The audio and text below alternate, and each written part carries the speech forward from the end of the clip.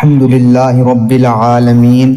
والصلاة والسلام على سيد الأنبياء والمرسلين أما بعد فأعوذ بالله من الشيطان الرجيم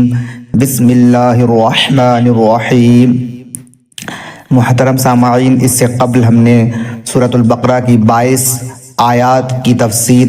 بیان کی اور آج سورۃ البقرہ کی 23ویں آیت کی تفسیر بیان کی جائے گی۔ بسم اللہ الرحمن الرحیم۔ وَإِن كُنتُمْ فِي رَيْبٍ مِّمَّا نَزَّلْنَا عَلَىٰ عَبْدِنَا فَأْتُوا بِسُورَةٍ مِّن مِّثْلِهِ وَادْعُوا شُهَدَاءَكُم مِّن دُونِ اللَّهِ إِن كُنتُمْ صَادِقِينَ۔ ترجمہ کنز الایمان۔ اور اگر تمہیں کچھ شک ہو اس میں جو ہم نے اپنے ان خاص بندے پر اتارا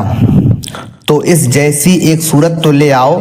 اور اللہ کے سوا اپنے سب حمایتیوں کو بلا لو اگر تم سچے ہو۔ وَإِن كُنتُمْ فِي رَيْبٍ، اور اگر تمہیں کچھ شک ہو۔ اس سے پہلی آیات میں اللہ تعالیٰ کی قدرت و وحدانیت کا بیان ہوا اور یہاں سے حضور سید المرسلین صلی اللہ تعالیٰ علیہ وسلم کی نبوت اور قرآن کریم کے اللہ تعالیٰ کی بے مثل کتاب ہونے کی وہ قاہر دلیل بیان فرمائی جا رہی ہے جو طالب صادق کو اطمینان بخشے اور منکروں کو عاجز کر دے۔ اللہ تعالیٰ کی عظمت کی سب سے بڑی دلیل محمد مصطفیٰ صلی اللہ تعالیٰ علیہ وسلم ہیں اور محمد مصطفیٰ صلی اللہ تعالیٰ علیہ وسلم کی عظمت کی سب سے بڑی دلیل قرآن ہے۔ لہذا اس رکوع میں ترتیب سے ان سب کو بیان کیا گیا ہے۔ علی عبدنا، اپنے خاص بندے پر۔ اس آیت میں خاص بندے سے حضور سید المرسلین صلی اللہ تعالیٰ علیہ وسلم مراد ہیں۔ یہاں اس انداز تعبیر میں نبی رحمت صلی اللہ تعالیٰ علیہ وسلم کی شان محبوبیت کی طرف بھی اشارہ ہے۔ اعلیٰ حضرت امام احمد رضا خان رحمۃ اللہ تعالیٰ علیہ کیا خوب فرماتے ہیں، لیکن رضا نے ختم سخن اس پہ کر دیا خالق کا بندہ خلق کا آقا کہوں تجھے، خالق کا بندہ خلق کا آقا کہوں تجھے۔ اور آگے فَأْتُوا بِسُورَةٍ مِّن مِّثْلِهِ، تو تم اس جیسی ایک صورت بنا لاؤ۔ آیت کے اس حصے اور اس کے بعد والی آیت میں قرآن کے بے مثل ہونے پر دو ٹوک الفاظ میں ایک کھلی دلیل دی جا رہی ہے کہ اپنی فصاحت و بلاغت پر ناز کرنے والوں کو چیلنج ہے کہ اگر تم قرآن کو اللہ تعالیٰ کی کتاب نہیں بلکہ کسی انسان کی تصنیف سمجھتے ہو تو چونکہ تم بھی انسان ہو لہذا اس جیسی ایک صورت بنا کر لے آؤ جو فصاحت و بلاغت، حسن ترتیب، غیب کی خبریں دینے اور دیگر امور میں قرآن پاک کی مثل ہو۔ اور اگر ایسی کوئی صورت بلکہ آیت تک نہ بنا سکو تو سمجھ لو کہ قرآن اللہ تعالیٰ کی کتاب ہے اور اللہ تعالیٰ کی کتاب کا انکار کرنے والوں کا انجام دوزخ ہے جو بطور خاص کافروں کے لیے تیار کی گئی ہے۔ نوٹ: یہ چیلنج جو ہے قیامت تک تمام انسانوں کے لیے ہے۔ آج بھی قرآن کو محمد مصطفیٰ صلی اللہ تعالیٰ علیہ وسلم کی تصنیف کہنے والے کفار تو بہت ہیں مگر قرآن کی مثل ایک آیت بنانے والا آج تک کوئی سامنے نہیں آیا، اور جس نے اس کا دعویٰ کیا اس کا پول خود ہی چند دنوں میں کھل گیا۔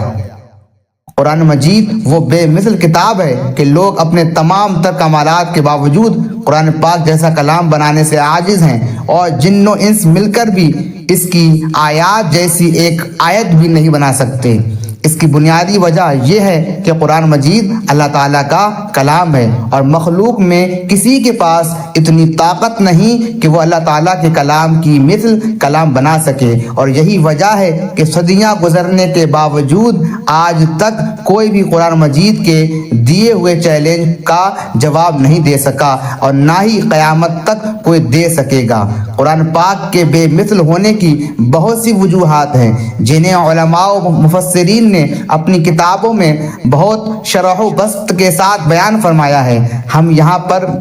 ان میں سے صرف 3 وجوہات بیان کرتے ہیں، تفصیل کے لیے جو ہے وہ بڑی تفصیل کی طرف رجوع کیا جا سکتا ہے۔ عرب کے لوگ فصاحت و بلاغت کے میدان کے شہسوار تھے، اور ان کی صفوں میں بہت سے ایسے لوگ موجود تھے جو کہ بلاغت کے فن میں اعلیٰ ترین منصب رکھنے والے، عمدہ الفاظ بولنے والے، چھوٹے اور بڑے جملوں کو بڑی فصاحت سے تیار کرنے والے تھے، اور تھوڑے کلام میں بہترین تصرف کر لیتے تھے، اپنی مراد کو بڑے عمدہ انداز میں بیان کرتے، کلام میں فصاحت و بلاغت کے تمام فنون کی رعایت کرتے، اور ایسے ماہر تھے کہ فصاحت و بلاغت کے جس دروازے سے چاہتے داخل ہو جاتے تھے۔ الغرض دنیا میں ہر طرف ان کی فصاحت و بلاغت کا ڈنکا بجتا تھا، اور لوگ فصاحت و بلاغت میں ان کا مقابلہ کرنے کی تاب نہ رکھتے تھے۔ اور ان اہل عرب کو فصاحت و بلاغت کے میدان میں اگر کسی نے عاجز کیا ہے تو وہ کلام قرآن مجید ہے۔ اس مقدس کتاب کی فصاحت و بلاغت نے اہل عرب کی عقلوں کو حیران کر دیا اور اپنی مثل لانے سے عاجز کر دیا۔ قرآن مجید کے بے مثل ہونے کی ایک دلیل یہ بھی ہے کہ اسے پڑھنے اور سننے والا کبھی سیر نہیں ہوتا اور نہ ہی اس سے اکتاتا ہے، بلکہ وہ اس کی جتنی زیادہ تلاوت کرتا ہے اتنی ہی زیادہ شیرینی اور لذت پاتا ہے، اور بار بار اس کی تلاوت کرنے سے اس کی محبت دل میں راسخ ہوتی جاتی ہے۔ اور اس کے علاوہ کوئی کلام اگرچہ وہ کتنی ہی خوبی والا اور کتنا ہی فصیح و بلیغ کیوں نہ ہو، اسے بار بار پڑھنے سے دل اکتا جاتا ہے، اور جب اسے دوبارہ پڑھا جائے تو طبیعت بیزار ہو جاتی ہے۔ قرآن مجید کی شان کے بارے میں حضرت حارث رضی اللہ تعالیٰ عنہ سے مروی ہے کہ حضرت علی المرتضی کرم اللہ تعالیٰ وجہہ الکریم فرماتے ہیں کہ حضور اقدس صلی اللہ تعالیٰ علیہ وسلم نے ارشاد فرمایا، قرآن وہ ہے جس کی برکت سے خواہشات بگڑتی نہیں اور جس سے دوسری زبانیں مشتبہ نہیں ہوتی، علماء اس سے سیر نہیں ہوتے، یہ بار بار دہرائے جانے سے پرانا نہیں ہوتا اور اس کے عجائبات ختم نہیں ہوتے۔ نیز قرآن مجید کی آیات میں رعب، قوت اور جلال ہے کہ جب کوئی ان کی تلاوت کرتا ہے یعنی کسی سے سنتا ہے تو اس کے دل پر ہیبت طاری ہو جاتی ہے، حتیٰ کہ جسے قرآن پاک کی آیات کے معانی سمجھ میں نہ آ رہے ہوں اور وہ آیات کی تفسیر بھی نہ جانتا ہو، اس پر بھی رقت طاری ہو جاتی ہے، جبکہ قرآن مجید کے علاوہ اور کسی کتاب میں یہ وصف نہیں پایا جاتا، اگرچہ وہ کیسے ہی انداز میں کیوں نہ لکھی گئی ہو۔ اور قرآن پاک میں مستقبل کے متعلق جو خبریں دی گئی ہیں وہ تمام کی تمام پوری ہوئیں۔ مثلا زمانہ نبوی میں رومیوں کے ایرانیوں پر غالب آنے کی خبریں دی گئی اور وہ 100% پوری ہوئیں، اور ایسی بہت سی جو قرآن پاک نے خبریں دی ہیں وہ بھی انشاءاللہ قیامت تک پوری ہوں گی۔ اللہ تعالی ہم کو، آپ کو، سب کو قرآن مجید کی عظمت اور اس کی جو بلندی ہے، اس کا مرتبہ کو سمجھنے کی اور کثرت سے قرآن مجید کی تلاوت کرنے کی توفیق عطا فرمائے۔ آمین یا رب العالمین۔